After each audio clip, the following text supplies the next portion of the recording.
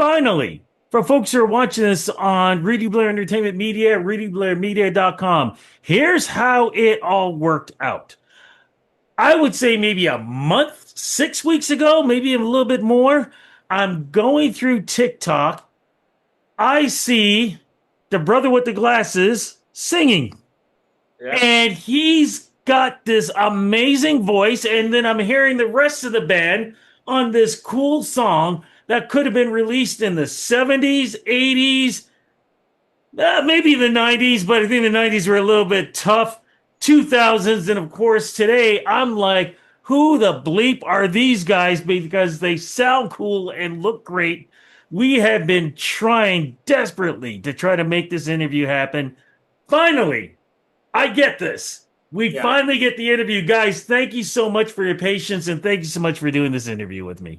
Yeah, man. Thank you. I mean, we've definitely we've been all over the place the last like you said, 6 weeks. About 6 weeks ago was when our debut came out. So we've been doing the whole promo, like doing all these shows and stuff like that. So we've definitely been looking forward to doing this. Now, look, I want everybody jumping in on this. I just don't want one guy talking here, right? Got it, Because man. I want everybody to get to know you guys. You guys have been around for what? Since 2021, I do believe. Yeah, Am I something. right about that? Yeah, we formed the band back then, but we didn't really start playing shows until like a year ago, a year and a half ago. So then, how did this sound come about? Like, tell me the whole evolution. Who found who wanted what, who was in what band beforehand, and how did you guys even come up with the name of the group? Well, the three of us met in high school, and then back in 2020 or 2021, we met Dylan, and I met Dylan on an app. It's called, I forget what Vamp. It was a dating app. Allegedly, allegedly. No, no, no. It connects musicians together, and I mean, Dylan lives 2 minutes from us, so it was perfection right off the get go. And the band originally had 5 guys for one day, 2 other guys from high school, and we're on our third name now. Last year we went by a different name, and this year we settled on Whispr right before we started dropping the music, started posting stuff. So we kind of had a cold start this year with the social media and everything. But yeah, like I met Josh in jazz band. Technically, Zen and I had known each other since, we were in grade 3, elementary school. Oh, wow. So yeah, we go way back. And we just, they started listening to the Beatles one time in summer school. And he had a guitar laying around. They just started, playing, jamming out. And they were like, let's just start a band. And I was their first call. They were like, we'll get him on bass. And then I found Dylan, great drummer. That's it. Yeah, there was no other bands before either. Like we kind of like it was like your classic like high school like we've never done music before. Let's start a band. And this has been for our band forever. Okay, so did it surprise you the magic you guys created? Like, was this a slow build, or was it right off the top? You guys started. Were you singing covers? Were you already starting to write originals? Like, how did that come about? Like right off the bat, we definitely did not sound great. That's for sure. It was not like lightning in a bottle on the first day. Oh, that sounds great. Yeah, we definitely knew like, oh, we got like a real proclivity for songwriting, like right off the top. And to develop our skills, like otherwise, took us a while. But right off the top, like Zen and I, like working on stuff just in the basement, coming up with random little ideas. Like there was definitely something there from the very beginning. Dylan, where'd you get that voice, man? Oh, not Dylan. Sorry. Zen. Yeah, sorry. Your name again is. My apologies. My name's Zen. Zen. Dylan. Zen. I'll get it. I'll get it. Zen. Dylan, Josh, Yeah. Victor. It will come to me. Where did that voice come from, man? The voice came from I think God. Yeah, I think it's a God-given gift. And yeah, I've never really practiced or done anything like No. that I'm supposed to do, but it's been a lot of praying and stuff, and it's come through God. Wow. It's inspiring, man. I know it's crazy, man, because like I said, you sound like something that came out of the 70s. You guys all have that 70s sound. I know you mentioned about the Beatles, but have you had other people compare you guys to that 70s sort of early 80s sound? You know, we don't get a lot of 70s, 80s, but we do get Hosier a lot. For some reason. People think we sound like Hosier when they see us live or anything they see us do. They're like, you know, you guys, your voice, like individually, people will come up to us and they'll be like, you sound like Hosier. Like his guitar parts is like, we're like, what? Yeah. You know, that's the only real reference we ever get. Comparison. Well, then I'm gonna start the right comparisons too, man. Yeah. Because like I said, Yeah. you guys sound great. Now, Dylan, because you're way back there. All right, brother. What did you think when you joined this band and started seeing that magic growing, man? I mean, what were your thoughts? Did you think, oh, geez, I finally got something happening here with the right guys? You know what? At that point when I joined the band, I was already pretty used to white folks. So, Yeah. so it wasn't that big of a change for me. I was actually in a pop punk band before it. I was a really big emo kid back in the day. He used to skateboard Yeah. every day. I went the whole 8 miles. I did the Hair nail like this. polish. Yeah. So is this a big switch for you, man, doing this? You know what? It wasn't because I always did music most of my life. So when I found them and they lived so close and everything kind of worked out together. Like we got along pretty quickly too and everything. So it was definitely pretty easy for me. Now, you guys are a Toronto band. Have you been performing outside Toronto, or are you guys still staying home? We've basically only done shows in Toronto, except one time we went out to Montreal and did like a little club there. But yeah, no, it's been like basically Toronto for the last year and a half. But the word is starting to get out. Are you feeling that? Yeah, a little bit. Like more offers from like, cities around here, like outside of Toronto just to play shows and stuff like that. More like streams and attention from like all around the world, which has been cool, Well, like I said, I discovered you guys with the song, and correct me if I'm wrong, My Love? Yeah, that's definitely right. Who wrote that? What's the inspiration behind it? Because like I said, man, it's a cool jam. Well, I wrote that song like probably a year before I wrote any other song on this upcoming EP we have, where we recorded 6 songs in February. And that song we decided to release as our first single because it's our oldest song. And I wrote it about a lot of things, but mainly it was about Victor's girlfriend, who's quite attractive. Yeah. Um, Wow.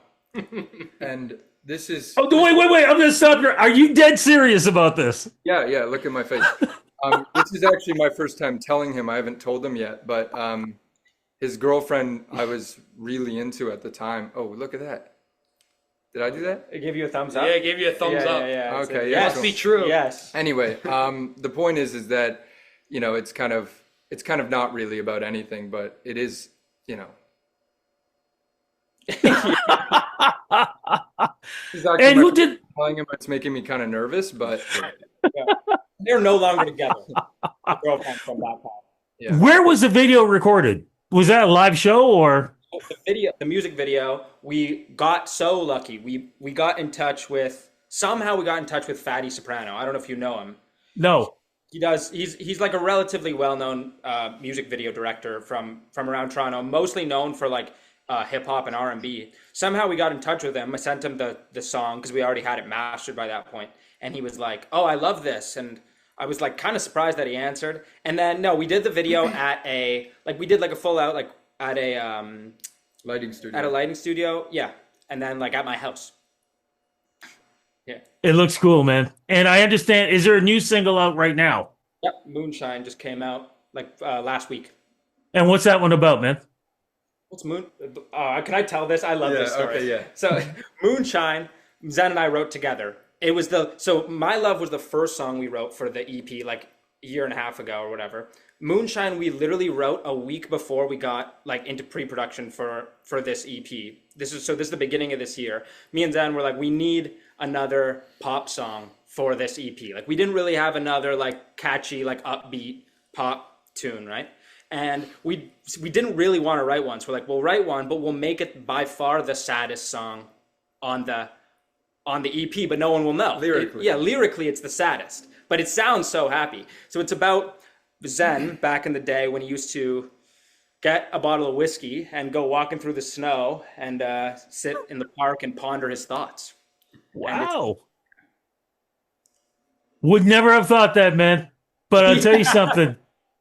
Yeah. I cannot wait to hear what this EP is going to sound like. Do we have a date yet and when it's going to be released? Maybe even the name of it. And again, what's the feel of this EP going to be like? We don't really have a date confirmed, but we're hoping to drop it at some point in the fall. We want to release a couple more singles first from it, and then so we don't really have an exact date for anything. It's kind of up in the air right now. We just dropped this single. We're focusing on the next single, then we'll focus on the next one, kind of one thing at a time. And we're kind of doing it just based on how each song does. You know what I mean? Like we want to push each song as much as possible. The vibe for the EP is going to be, I mean, I always have trouble describing the vibe of our music. Victor, I mean, you want to try to describe it? Yeah. Victor. Well, what's interesting is every song kind of leans into a certain seasoning of genre of music, if you will. So there's one that's a specific outlier, which will probably be this one single from now that we'll release that. But each one kind of has a different vibe. So My Love's kind of got that like a little bit of like a disco-y pop vibe. Moonshine's got a little bit more of like a produced alt pop kind of vibe. The next one's a little bit more alternative. So each one has their own unique flavor, I would say, with it while still staying cohesive. The one thing I will say is that the EP relative to the two songs that are out now is a little darker than the two songs that we put out. We decided to like kind of, it's the summer, like we decided to sort of lead with our like more upbeat songs, but there's definitely a more like emotional, darker feel to the rest of the songs. Well, with the other two, what are fans saying about it? Are they enjoying it? The two that are out now? Yeah. Yeah. So far, definitely like a lot of good feedback so far. My Love just hit 10K on Spotify. Yeah. Bravo, guys. What's the rest? I mean, summer's ending. What's the rest of the year looking like for fall and winter? We've already said EP is going to be coming out hopefully at some point. What else is happening? Are you looking at more shows? Looking to get out of Toronto? What are you guys hoping for? Got some shows, right, Victor? We're playing, I don't know if it's October or November, we're playing the Drake Underground. November 13th. Nice. Yeah. Yeah. In the winter in January, we have another Horseshoe Tavern show coming up. And then we got a show lined up at this place, Jimmy Jazz in Guelph. We're playing the Cabbagetown Festival this Saturday On Friday. Toronto. Oh, sorry, no, Saturday. Saturday, yeah. in Toronto. Yeah. And October 2nd at Junction Underground. Yeah. So we got a couple Fantastic. of clubs around here, yeah. Fantastic. Gentlemen, look, I'm going to wrap this up. I got to say, one of the things, I've been doing this for like 30, 35 plus years, and I've been honored to interview some of the biggest artists in the world. One of the things I enjoy is interviewing them in the beginning stages of their career. I feel like talking to you guys, it's the beginning of something that's going to be amazing. And the fact that you guys are from Toronto, man, that's just putting everything together. I love it. Your music is amazing. I love what you guys are doing. Congratulations on where you're going. And I cannot wait to talk to you guys more on more music, more shows, red carpets, awards, and even better when I'm standing there and you guys have 100,000 around you and whatever. I'm going, hey guys, and you ignore me because you're just that big. No. You're our guy, man. You're our guy. This is like kind of our first real interview. So Really? Oh yeah, we've had like little things here and there, but like this is our first like legit interview with like a established person. You know what I mean? We've done Well, some look, podcasts. yo, you guys deserve this, man. And I want to keep in touch with you guys. Congratulations on the music. Let me know when the EP's coming out. We can probably do some more chats. But again, man, love the vibe. Love what you guys are doing. Success is on the way. Congratulations, gentlemen. Thank you so much. Next time you see us, we're gonna be in Minks and Rolexes. So I love it. yeah.